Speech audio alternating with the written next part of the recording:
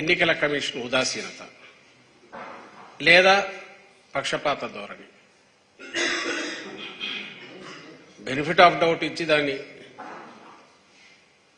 పక్షపాత ధోరణి బయాస్డ్ ఇదో పార్టిజాన్తో చేస్తుంది అనదలుచుకోకపోతే, ఉదాసీనత అంటే చూస్తున్నట్టు వచ్చేసి జరిగేవి చేసేవి చేసుకోవడం వదలమన్నా ఉండాలి.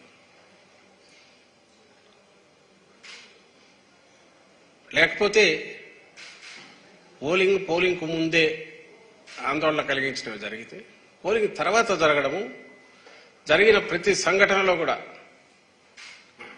శాంతి భద్రతలు కాపాడాల్సిన పోలీసు టైంకు ఉండకపోవడము, చూస్తున్నట్టు పక్కకు చూడడం, స్పెక్టేటర్స్ మ్యూట్ స్పెక్టేటర్స్ లాగా, లేదా మా వైపు లీడర్లు ఉన్నట్టు వాళ్ళను హౌస్ అరెస్ట్ చేసి కట్టడి చేసి ఈ వైపు వీళ్ళు దాడులు చేసేట్టు చూడడం. దాడులన్నీ కూడా ఎక్కువ బడుగు బలహీన వర్గాల మీద జరుగుతున్నాయి. ఎస్సీలు, మైనారిటీలు, బీసీలు వీళ్ళవే జరుగుతున్నాయి. ఇది ఆందోళన కలిగించే అంశం.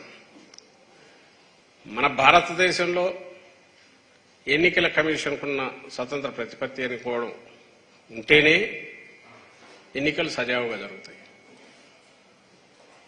కేవలం ఉందని చెప్పి అదేదో మేడిపండులాగా పెట్టుకొని ఆ ముసుగులో ఉదాసీనంగా వ్యవహరించిన లేదా ఒక పక్షం వైపు తీసుకున్న పరిస్థితి ఎంత ఆందోళనకరంగా ఉంటుందంటే ఇప్పుడు ఆంధ్రప్రదేశ్లో జరుగుతున్నది చూస్తే అర్థమవుతుంది.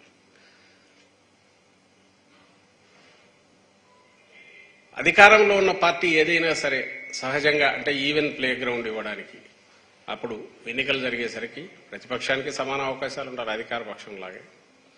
ఎన్నికలు అనేవి ప్రజలు నిర్ణయించే వేటికి కాబట్టి ప్రజల ముందు వాళ్ళ వాదన వినిపించుకోవడానికని, ప్రజలకు సంబంధించిన ఏం చేస్తున్నామో చెప్పడానికని, అలాగే బలం ఉంది కదా అని అది అధికార బలం ఒకటి వాడకుండా ఉండడానికే ఎన్నికల షెడ్యూల్ అనౌన్స్ చేసినప్పటి దగ్గర నుంచి కూడా సహజంగానే ఈ అధికార యంత్రాంగం, ప్రభుత్వ యంత్రాంగం మొత్తం అంతా కూడా ఎంటైర్ గవర్నమెంట్ అనేది అంతా ఎలక్షన్ కమిషన్ పర్వ్యూలోకి వెళ్తుంది, వాళ్ళ ఆదేశాల ప్రకారం నడుస్తుంది. ఇది అందరికీ తెలిసింది.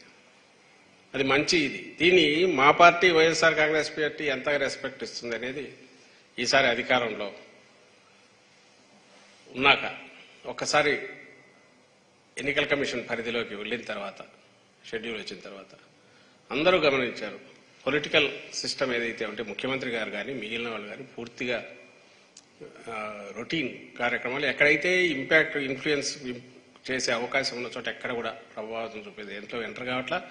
ముఖ్యమంత్రి గారు అయితే మరీ ముఖ్యంగా పూర్తి అడ్మినిస్ట్రేషన్ చీఫ్ సెక్రటరీ గారి లేదా ఆధ్వర్యంలో శాంతి భద్రతలకు సంబంధించి అయితే డీజీపీ గారు వాళ్ళు చూసుకుంటున్నారు. ఈయన వాటిలో ఎక్కడ ఇది పెట్టట్లా, అంతగా గౌరవిస్తున్నారు. అది అందరికీ తెలుసు.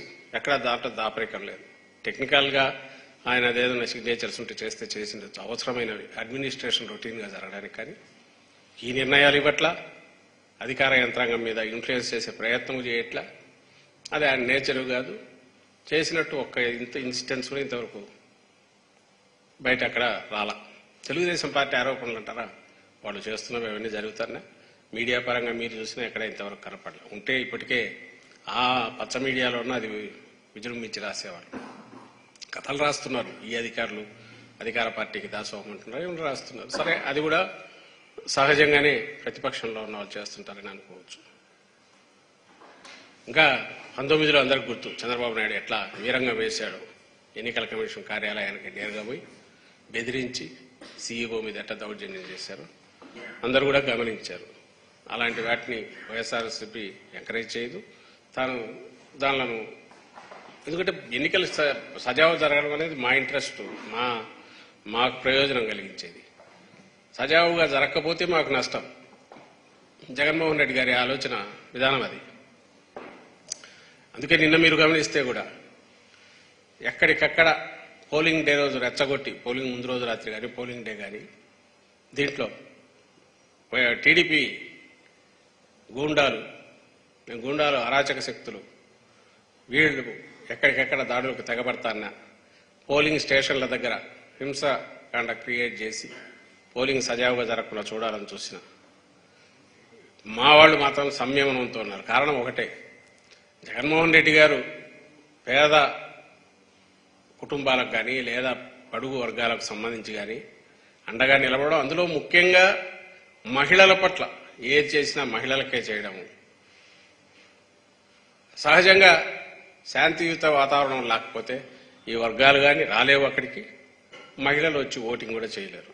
కాబట్టి మాకు నష్టం కలిగించేది మేము చేయడం అనేది సూసైడ్ ఇలా మాకు తెలుసు. కాబట్టి ప్రాక్టికల్గా కూడా చెయ్యం. కాబట్టి అది జరగలే. మరి ఎవరు చేశారా అంటే సహజంగా పోలింగ్ డిస్టర్బ్ అయితే, ప్రశాంత వాతావరణం ఇదైతే తద్వారా రిగ్గింగ్లకు పాల్పడవచ్చు, లేదా మాకు వచ్చే ఓట్లను అడ్డుకొట్టుకోవచ్చని టీడీపీ చాలా చోట్ల చేసింది. ఆ వార్తలు కూడా మీరందరూ చూశారు. ఇది ఒక పక్క జరుగుతుంటే నేను ఇప్పుడు ఈరోజు మేము కానీ ఈరోజే మా నాయకులు, మంత్రులు, మాజీ మంత్రులు, శాసనసభ్యులు వెళ్ళి డీజీపీని కలిశారు. ఎన్నికల కమిషన్ కూడా వెళ్ళి ఫిర్యాదు చేశారు.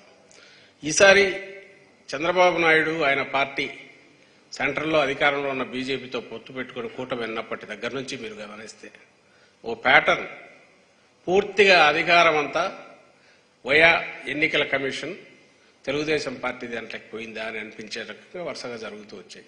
వరుసగా జరుగుతూ వచ్చిన సంఘటనలు ఏవైనా ఉన్నా అవి అగ్రెసివ్ పోస్చర్, అంటే యాజ్ ఇఫ్ అధికారం అనేదే నడుస్తోంది అక్కడ నుంచి.